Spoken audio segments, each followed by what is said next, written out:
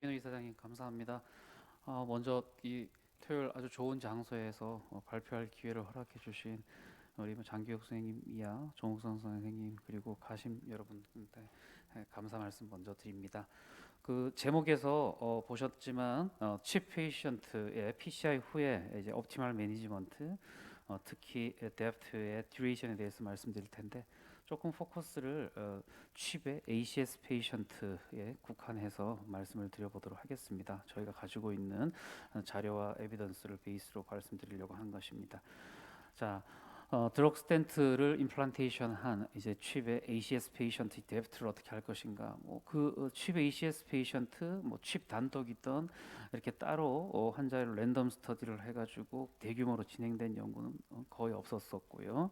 아직 롱텀이 좋다, 숏텀이 좋다 이제 이런 여러 가지 이스테블리시된 다큐멘트는 없다 이렇게 생각하고 먼저 가시면 될 것 같은데 이제 한국에 있었던 RCT 예전 걸 먼저 한번 보면 아주 초기에 있었던 리셋은 이제 이렇게 네 개의 서브 그룹이 있었는데 그게 이제 ACS하고 이제 롱랭스의 상당 부분이 이제 칩 페이션트였을 확률이 있을 거라서 그냥 그렇게 말씀드리도록 하겠습니다. 그렇게 보시면 전체적으로는 통계적인 차이 없이 짧은 3개월 쓴 그룹이 나쁘지 않았다라고 한 거. 그 다음에 발표됐던 게 이제 XPL 아이부스는 이제 28mm 이상의 롱리전 환자에서 이제 6개월, 12개월을 썼을 때 이제 거기서도 스테이블과 ACS를 나눴을 때 인터랙션도 없고 통계적인 차이도 없이 굳이 숏이 더 나쁘거나 하지 않았다라고 하는 건데 이제 조금 했던 그 주목해서 봐야 될 것은 특히 ACS 리셋의 ACS 같은 경우는 다른 서브셋하고 다르게 ACS에서는 조금 더 뉴메리컬리는 스탠다드 그러니까 12months 데프트를 하는 것이 조금 더 좋은 것처럼 보이는 경향을 보였고 XPL 아이브스에서도 괜찮았긴 했지만 이제 6개월 이후에 랜드마크 어널리시스 그러니까 6개월 이후 한쪽은 이제 데프트가 들어가고 한쪽은 안 들어가고 한 것을 보면은 통계적인 차이는 없지만 어쨌든 6개월 그룹에서 이벤트가 조금 더 높은 하여튼 뭔가 좀 짧게 끊으면은 이게 조금 더 보면은 뭐가 차이가 날 것 같은데 좀 애매한 그런 하여튼 조금 묘한 이제 그런 식의 데이터 움직임이 있었다. 그렇기 때문에 특별하게 딱 떨어지는 결론 내지는 가이드라인에서 명확하게 제시할 수 없었다라고 하는 것이 ACS 혹은 컴플렉스 PCI 페이션트라고 할 수 있겠습니다. 자 그러면은 이제 그 이후로 그 이전까지는 주로 메이스를 중심으로 한 이스케믹 이벤트를 주로 봤었는데 이제 그 다음부터 롱데프트에 의한 블리딩이 이슈가 생기기 시작하면서 네트 클리니컬 베네핏을 보기 시작했습니다. 그래서 이스케미아와 블리딩을 같이 봤을 때 이제 어떨까라고 하는 그런 연구들에서 보면 그전 연구에서 지금 보시는 것처럼 거의 흡사합니다. 이런 이스케믹 이벤트들은 롱을 쓰면 좀 좋아지는 느낌, 블리딩은 어떻게 보면은 숏을 쓰면은 더 좋은 거고 최근에 있었던 이스케믹과 블리딩을 같이 본 네트 클리니컬 베네핏의 메타 아날리시스도 거의 유사합니다. 그러면서 이제 올코스 모탈리티가 그러면은 조금 더 이스케믹 쪽으로 가야 되든지 블리딩 쪽으로 가야 되든지 이제 그러면 이스케믹 쪽으로 간다 그러면 조금 피 흘리더라도 이스케미아를 줄이는 게 더 좋겠다라고 하는데 대체적으로 또 보면은 올코스 모탈리티 자체는 그리 롱텀 데프트를 한다고 해서 유리하지 않은 결과도 나오고 하여튼 굉장히 상이한 여러 가지 결과들이 나왔기 때문에 이제 이런 조금 혼란스러운 가운데에서 이제 스마트 데이트 연구가 이제 6개월, 12개월 랜덤으로 ACS 환자에서 생겼었는데 메이스의 차이는 없었지만 MI가 결국은 P2Y12 이니비터를 끊고 난 다음에 더 올라가더라. 그래서 결국은 프롤롱드 데프트가 ACS에서는 여전히 스탠다드 케어가 가 아닌가라고 하는 것이 2018년에 퍼블리케이션이 됐었습니다. 자 그렇다면 이제 컴플렉스 PCI를 조금 더 한번 볼 것 같으면요. 이제 랜덤 스터디에서 이제 뉴 제너레이션 DES가 들어가는 랜덤 스터디에서 이 이제 네트 어드버스 이벤트의 프리딕터가 뭔가 봤더니 이제 에이지 그다음에 뭐 LV 이젝션 프랙션, 그다음 멀티베슬 디지즈인데 이제 이런 것들을 대상으로 해서 쇼텀과 롱텀에 있어서의 아웃컴, 그다음에 그룹 인터랙션이 어디가 먹는지를 봤더니 멀티베슬 디지즈가 먹었다라고 하는 거고, 이 멀티베슬 디지즈 있는 사람한테 있어서 6개월과 12개월, 그러니까 조금 칩에 가까운 사람을 봤을 때 6개월 그룹보다는 12개월이 더 나은, 그러니까 6개월 쇼텀을 썼을 때 이벤트가 올라가더라라고 하는 것이 컴플렉스 PCI, 굉장히 ACS하고 흡사하게 따라가는 그런 모양입니다. 또 요거는 이제 레프트 메인 스탠트 후에 이제 그 데프트 듀레이션에 따른 연구였었는데, 요 이제 보면은 스플라인 커브로 보면 이해하기 쉬울 텐데요. 해저드 레이시오가 데프트 듀레이션이 1년, 2년, 3년 쭉 지나가면 지나갈수록 어쨌든 간에 여기서 처음에 보시는 것처럼 이렇게 해저드 레이시오가 떨어지는, 그래서 레프트 메인과 같은 칩 PCI를 했을 때 컴플렉스 PCI는 프롤롱 데프트가 더 좋았다라고 하는 것이 레지스트리 베이스드의 연구였었습니다. 자, 그다음에 또 한 가지 더 흥미로운 사실은요. DS 타입, 우리가 그냥 뭐 DS가 다 똑같을 것 같다라고 하는데 그 DS 타입이 데프트와 관련해서는 조금씩 상이한 결과를 보인다라고 하는 것입니다. 데프트 트라이얼의 서브그룹 어널리시스의 MACC의 어커런스를 보면 DS 타입이 인터랙션이 확실하게 먹었고, DS 타입별로 조금씩 결과가 프롤롱 하느냐 끊느냐에 따라서 다를 수 있다라고 하는 거고요. 이제 이런 메타 아날리시스 중에서 세컨드 제너레이션과 퍼스트 제너레이션을 비교해 봤을 때 세컨드 제너레이션과 퍼스트 제너레이션이 숏텀 데프트와 롱텀 데프트와 연관을 했을 때 인터랙션이 먹는다라고 하는 것입니다. 결국 스탠스 롬보시스에 있어서 나아진 세컨드 제너레이션 DS의 그 퍼턴시나 이런 것들이 데프트 듀레이션하고도 연관이 되면은 상당히 다른 결과를 낳을 수 있다라고 하는 것입니다. 그러면 칩 ACS에서 안티프레이트리 테라피를 현재 이제 어떻게 해야 되겠느냐? 쇼텀 데프트가 데피니틀리 이스케믹 리스크는 줄일 수 있을 거고요. 그다음 롱텀 데프트는 확실하게 블리딩 리스크를 올린다라고 하는 베이스 하에서 그 이전의 연구들은 보면은 데프트가 에스피린하고 클로피도그렐이었다라고 하는 것이고, 그리고 데프트 후에는 모노 안티프레이트리 세라피를 썼는데 데이터의 대부분이 에스피린이었다라고 하는 것.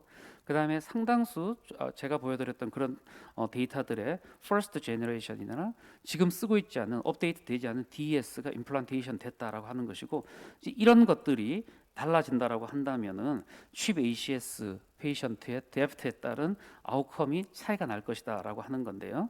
그렇다면은 지금 현 DS 이어에서 어떤 것이 아이디얼한 테라피겠는가? 뉴 제너레이션 DS로 임플란테이션 후에 쇼텀 데프트가 좋은데 그것이 이스케믹이나 스롬보틱 컴플리케이션 리스크를 올리지만 않는다면 가장 좋다라고 하는 거겠죠. 그래서 특히 쇼텀 데프트 후에 모노 안티플레이트리트를 쓰게 되는데 그 모노 안티플레이트리트 자체, 특히 아스피린 같은 것들은 블리딩 리스크를 그리 줄이지 않았고 이스케믹 리스크 또한 더 오히려 늘리게 되는 그런 문제가 있었기 때문에 쇼텀 데프트는 좋다. 그러니까 어떻게 보면 데프트를 이제 뭐 얼마를 사용하는가가 중요한 게 아니라 오히려 데프트 후에 어떤 식의 안티플레이트를 유지하는가가 더 중요하다라고 생각이 되었고, 그것이 이제 포턴트 P2Y12 이니비터 모노테라피가 나오게 된 이 이스케미아와 블리딩 리스크를 밸런싱 해보자라고 하는 컨셉에서 나오게 된 컨셉이다라고 생각하시면 될 것 같고, 이게 이제 저희가 작년에 발표했던 티코 트라이얼이었습니다. 그래서 3개월 티카그레롤과 그다음에 에스피린을 쓴 다음에 에스피린을 끊고 P2Y12 이니비터 모노테라피를 했을 때 이제 오시로스텐트를 넣은 ACS 환자한테서 어떤 아웃컴을 보였는가라고 하는 건데, 뭐 다들 아시는 것처럼 블리딩과 이스케미아를 합친 네트 클리니컬 베네핏이 티카그레롤 모노테라피가 월등하게 좋았고, 우려했던 그리고 뭐 그 월등함의 좋음의 주된 원인은 블리딩을 완전히 줄였다라고 하는 거, 그 다음에 걱정했던 이스케믹 이벤트가 오히려 늘리지 않았다라고 하는 것이 이제 티코 트라이얼의 결과였었습니다. 자, 그렇다고 한다면 이제 칩 ACS로 다시 돌아가서 결국 ACS 환자한테 있어서 컴플렉스 PCI를 받은 사람한테 이런 P2Y12 이니비터 모노테라피가 어떻게 됐겠느냐? 이제 이게 보면은 선생님들 다 아시겠지만 ACS의 이제 컴플렉스 PCI다라고 하면은 진짜 거의 칩 페이션트 중에서도 하이 리스크에 들어갈 환자들이라고 생각할 수 있을 것 같습니다. 먼저 트와일라이트 트라이얼에서 컴플렉스 PCI에 대한 연구가 이루어졌습니다. 있었었는데요. 컴플렉스 PCI는 3베슬 3 리전, 그다음에 토탈 리전 랭스 60mm 넘고, 그다음에 투 스탠 바이폴케이션, 그다음에 아스렉토미, 레프트 메인, 그다음에 바이패스나 CTO를 타겟 리전으로 했던 것을 컴플렉스 PCI로 잡았었고, 컴플렉스 PCI와 non 컴플렉스 PCI로 나눠 가지고 각각의 블리딩과 이스케믹 이벤트를 비교했을 때 티카그렐 모노테라피가 여전히 블리딩에 있어서 더 나은 경향을 컴플렉스 PCI를 받은 사람에서도 보였었고요. 그 다음에 혹시는 이게 반대로 아까처럼 아까 좀 전에 보여드렸던 대부분의 블리딩이 이쪽으로 가면 반대쪽으로 이스케미아가 올라가고 이런 식이었었는데, 그렇지 않고 DSMI 스트로크나 스텐스 트롬보시스도 통계적인 차이는 없었지만, 하지만 티카그렐 모노테라피에서 더 올라간다는 어떤 그런 뉴메리컬 에비던스도 없었다라고 하는 거죠. 그러니까 뭐 이것만 가지고 이스케믹 이벤트를 올리진 않는다라고 할 수는 없지만, 적어도 더 위험한 요인은 아닐 수 있다라고 했던 것을 제시했던 게 트와일라이트 스터디였었습니다.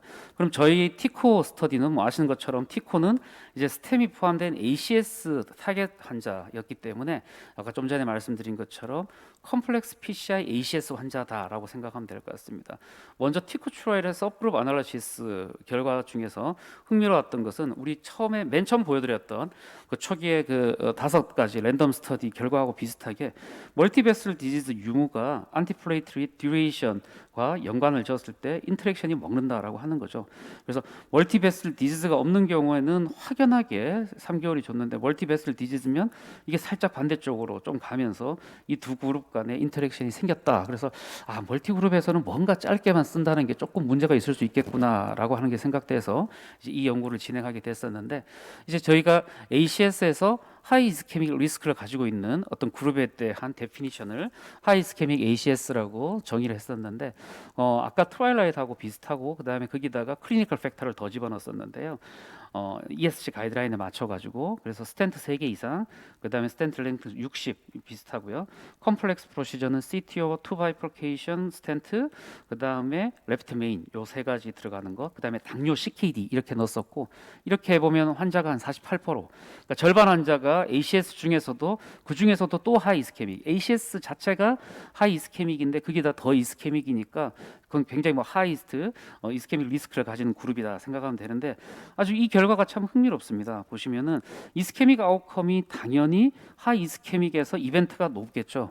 그러면은 블리딩은 뭐 반대로 가든지 어떻게 될 건지 그럴 것 같은데, 사실은 이게 이제 결국은 아까 좀 전에 티코 트라이얼에서 티카그렐 모노테라피를 한 경우에도 이스케믹 리스크가 많이 올라가지 않는 게 이제 이런 것들하고 흡사한데, 블리딩 아웃컴도 마찬가지로 이런 하이 이스케믹 페이션트에서 블리딩 아웃컴도 높다라고 하는 것입니다. 이 두 개가 다 높으니까 당연히 컴포짓 아웃컴이 월등하게 더 안 좋은, 그게 이제 하이 이스케믹 ACS 환자의 특성이다라고 하는 거고, 이거는 지금 최근에 나오는 다른 연구도 거의 흡사한 결과를 보입니다. 그래서 이스케믹 리스크가 높은 사람은 블리딩 리스크 또한 굉장히 높다라고 하는 것이 결론적인 얘기인데, 이제 이런 하이 이스케믹 리스크를 가진 환자들한테 있어서 아웃컴은 어떻게 했느냐라고 하는 것을 보시면은, 여기 이스케믹 아웃컴이고요. 하이 이스케믹 환자에서 티카그렐을 3개월 하고 이제 12개월 봤을 때 3.3%, 4.5%. 그래서 통계적인 유의성은 없었고, 하지만 이게 더 높지는 않았고요. 그다음에 그룹 인터랙션도 없었고요. 근데 보면 이제 블리딩 같은 경우에서는 하이 이스케믹에서도 보면은 더 많이 늘리진 않았지만, 그다음에 통계적으로는 거의 전체하고 비슷하게 가고 있고, 컴포짓 아웃컴에서도 거의 비슷하게. 그래서 양쪽 그룹 간에 있어서 어떤 하이 이스케믹이냐 아니냐에 따라 가지고 거의 동일한 형태로 가고 있다. 하지만 데피니트리 더 좋다 나쁘다 하는 건 아니고, 하지만 확실한 건 더 나쁘진 않았다라고 하는 거죠. 그러면 이런 각각 컴포넌트별로 어떠냐? 그래서 아까 제가 말씀드렸던 이런 컴플렉스 프로시저랑 당뇨 CKD 이런 거 봤을 때 쭉 컨시스턴트하게 이렇게 왼쪽으로 가고 있다라고 하는 거고요. 근데 이제 또 재미있는 거는 이제 이런 것들이 하나 있을 때가 아니라 개수가 겹쳐질 때, 당뇨의 스텐트 3개, 아니면 CKD의 랭스가 높고, 그다음에 레프트 메인 넣고 이런 식으로 해서 한 개 있고, 하나도 없을 때 한 개 있고, 2개 있고, 3개 있을 때 당연히 인시던스 MACC의 인시던스는 올라가는데, 특히 이 2개, 3가지 있는 그룹을 보면은, 특히 3가지 있을 때는 더더욱이 티카그렐을 12개월보다 3개월을 썼을 때 이 인시던스가 더 좋아지더라, 차이가 보인다라고 하는 거죠. 그러니까 멀티플 리스크 팩터가 있으면 있을수록 MACC의 리스크는 오히려 더 잘 잡아줄 수도 있다라고 하는 것이 포턴트 P2Y12 이니비터 모노테라피의 특징이 아닌가 생각을 합니다. 그래서 그 하이 리스크 가진 ACS 환자의 티카그레를 모노테라피는 아까 말씀드린 하이 이스케믹 리스크가 이스케믹 아웃컴뿐만이 아니라 블리딩 아웃컴도 좋지 않다라고 하는 거. 그 경우에 3개월을 썼을 때 이스케믹과 블리딩이 아주 거의 유사하면서 컴플렉스 PCI 받은 환자한테도 나쁘지 않았다라고 하는 것.